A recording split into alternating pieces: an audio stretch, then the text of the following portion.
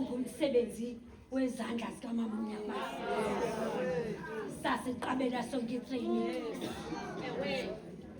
Mama upresident. Komnye unyaka mama uMotlala ndibheke training xa ndizawungena kweli lizwe. Ndizonyusa mose ndinyusela umama uVice ozawuza. Xa ndifika mama uVice ndinxibe ibhrukhwe.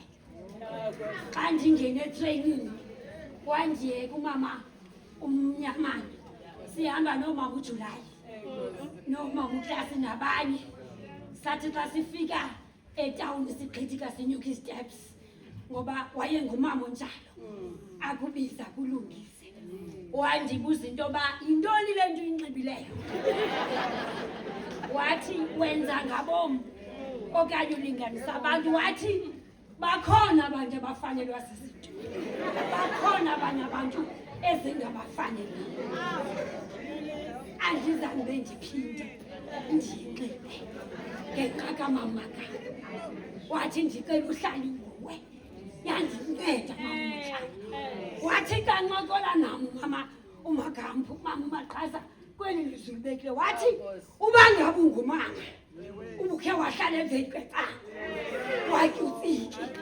Wathi abutshintshi ubumama bakho. Wathi uhlale ungumama. Yandinceda loo nto. Ndahlala ndingumama ngenxa yomama. Indlela awayesifundisa ngayo nendlela awayesiyenza. Kodwa uthi umama uMaqhaza apha uSizayeli wayincothula intente yakhe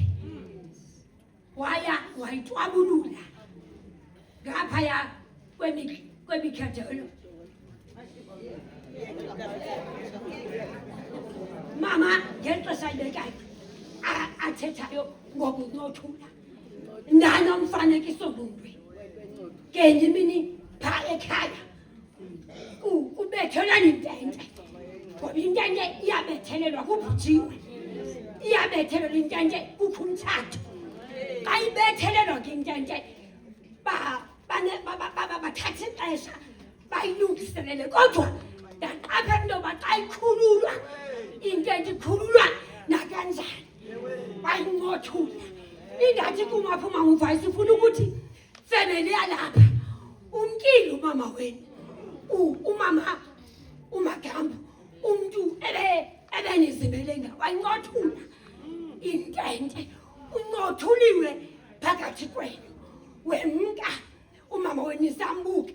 Mama uVice ndizonyusela umama uVice.